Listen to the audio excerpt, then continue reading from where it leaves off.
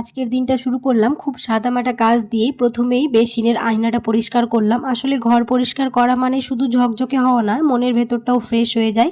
আসসালামু আলাইকুম, কেমন আছো তোমরা সবাই? নতুন একটি ব্লগে তোমাদের সবাইকে স্বাগত জানাই। আশা করছি তোমরা সবাই অনেক ভালো আছো। আলহামদুলিল্লাহ আমরাও অনেক ভালো আছি। তোমাদের সবার জন্য নিয়ে চলে এলাম আর একটা নতুন ব্লগ। আয়নায় নিজের প্রতিবিম্ব দেখে মনে হলো জীবনটাও ঠিক আয়নার মতো, যত যত্ন নিই তত সুন্দর হয়। ওয়াশ বেসিনের এই আয়নাটা প্রতিদিনই এরকম পরিষ্কার করা হয় ক্লিনিং স্প্রে দিয়ে, কারণ ওই হাত ধোয়ার সময় বা মুখ ধোয়ার সময় জলের যে ছিটেগুলো পড়ে সেইগুলো দাগ দাগ হয়ে যায়। তাই প্রতিদিনই চেষ্টা করা হয় আয়নাটাকে এরকম ঝকঝকে করে নেওয়ার।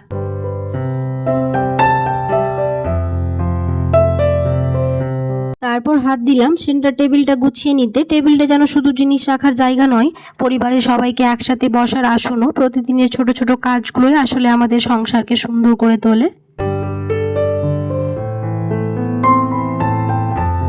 বাড়িঘর যখন গুছানো থাকে তখন মনটাও খুবই ফ্রেশ ফ্রেশ মনে হয়। তাই প্রতিদিনই চেষ্টা করা হয় একটুখানি ওই ফার্নিচারগুলোকে ক্লিন করে নেওয়া। সপ্তাহে তো একবার দুদিন এরকম ডিপ ক্লিন করতে হয়, কিন্তু তার পাশে প্রতিদিনই এরকম করে ফার্নিচারগুলো শুধু মুছে নিতে হয়।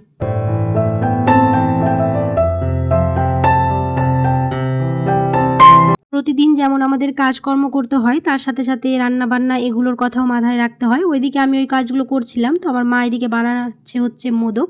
তো পুরো ওই সন্দেশের মতো, আর বানাতে খুব একটা বেশি উপকরণ লাগে না। ওই গুঁড়ো দুধ, চিনি আর যে কোনো ফুড কালার থাকলেই বানানো যায়। প্যারা সন্দেশ, মোদক এগুলো বানাতে একই উপকরণ লাগে আর খেতেও একই হয়, শুধুমাত্র ওই ডিজাইনগুলো আলাদা হয়ে যাওয়ার জন্য নামগুলোও আলাদা হয়ে যায়।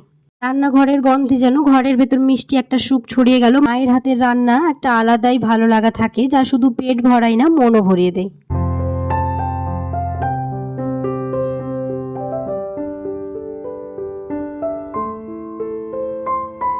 দিনের কাজের ফাঁকে বের হলাম, একটুখানি ঘুরতেও গিয়েছিলাম হচ্ছে স্টেশনে।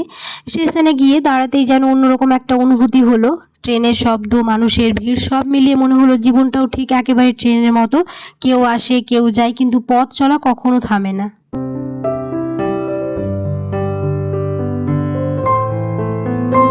যেহেতু অনেকদিন পরে স্টেশনে গিয়েছিলাম, অনুভূতিটা আলাদাই ছিল আর একেবারে নতুন। কারণ এই পুরো স্টেশনটাকে চেঞ্জ করার পরে এবার প্রথম আসলাম, তো খুব ভালো লাগলো। কিন্তু রাতের বেলায় গেলে আরও ভালো লাগতো লাইটিংয়ের জন্য। যাই হোক, একটুখানি ঘোরাঘুরি করার পর চলে এলাম শপিং করতে। রান্নাঘরের জন্য কিছু দরকারি জিনিস নিতে আসলাম। আসলে একটা সংসার টিকিয়ে রাখতেই ছোট ছোট কেনাকাটাগুলোই কতটা গুরুত্বপূর্ণ সেটা শুধু গৃহিণীরাই ভালো বোঝে। একটা সংসার সামলাতে সংসারের জন্য কী কী জিনিস কিনতে হবে অবশ্যই একটা মা এবং যারা গৃহিণী তারাই একমাত্র জানে।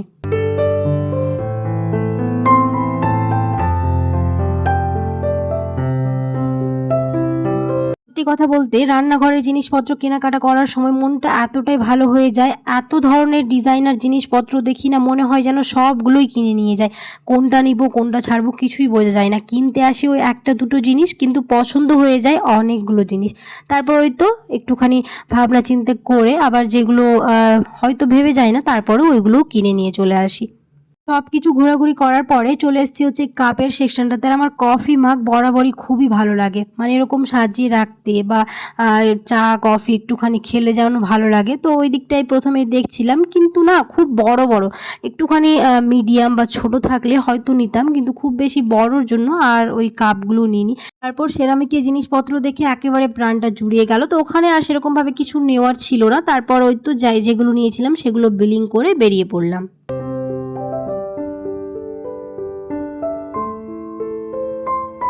ওখান থেকে বেরিয়েই তারপর চলে গেছিলাম হচ্ছে স্মার্ট বাজারে। ওখান থেকে গুড়, তারপর আরও কিছু কিছু কিনতে হতো। ওই জিনিসগুলো কিনে তারপর বেরিয়ে পড়েছিলাম।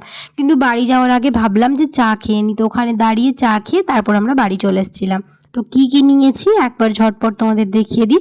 তো এখানে গুড় নেওয়া হয়েছে, কারণ অনলাইনে গুড় পাওয়া যায় না। এই জ্যাগরি পাউডারটা ওখানেই পেয়েছি, তার জন্য 3 প্যাকেট নিয়েছি। কারণ আমাদের এখন খুবই কাজে লাগছে, কারণ চিনি খাচ্ছি না, চা এই গুড় দিয়ে খাওয়া হচ্ছে বা যে কোনো জিনিস গুড় দিয়ে খাওয়া হচ্ছে, তার জন্য গুড়টা একটুখানি বেশি করে নেওয়া হয়েছে।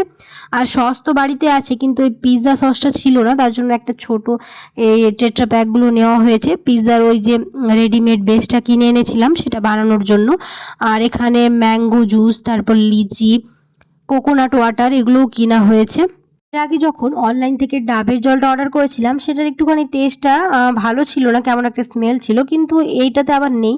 তো ভালোই লাগলো খেতে, খেয়ে যখন দেখেছিলাম। যেহেতু ভিডিওটা আমি পরে দিচ্ছি, আর বাটার পেপারে দরকার ছিল, তার জন্য একটা বাটার পেপার কিনা হয়েছিল, একটা প্লেসিং ম্যাট কিনা হয়েছিল, কারণ যে কোনো জিনিস খাবার ডিশ আউট করার সময়টা নিচে রেখে দিলে কি দেখতে ভালো লাগে। তো এই কয়েকটা জিনিস কেনা হয়েছিল। আর এবার একটা নতুন জিনিস ট্রাই করেছি, একটা সেন্টেড ক্যান্ডেল কেনা হয়েছে, কারণ ওই তো রান্না করার পরে রান্নাঘরে যে স্মেল থাকে, খাবারের স্মেল, সেটা চলে যাবে। একটুখানি দিয়ে দেবো, খুব ভালো লাগবে, রুমে দিলেও ভালো লাগবে। তার জন্য একটাই ভ্যানিলা ফ্লেভার নিয়েছি। ওখানে অনেক ধরনের ভ্যারাইটি ছিল, ভাবলাম এটা একবার ট্রাই করি, তারপর পরে এসে অন্যগুলো নিব। একটা পিৎজা কাটার নেওয়া হয়েছে, কারণ মাঝে মাঝেই পিৎজা বাড়িতে আনা হয়, কিন্তু ওই তো পিৎজা কাটার থাকে না বলে একটুখানি অসুবিধা হয়, তার জন্য আগে মনে করে এটাই কিনেছি। সন্ধ্যা নামতেই বানিয়ে ফেললাম ইভিনিং স্ন্যাক্স। ক্লান্ত শরীর কিন্তু মনে অদ্ভুত এক শান্তি। পরিবারের সবাই মিলে বসে খাওয়া, এই মুহূর্তগুলোই তো আসল আনন্দ, আসল সম্পদ। দিন শেষে মনে হলো প্রতিদিনের এই ছোট ছোট গল্পগুলোই আমাদের জীবনের আসল রং।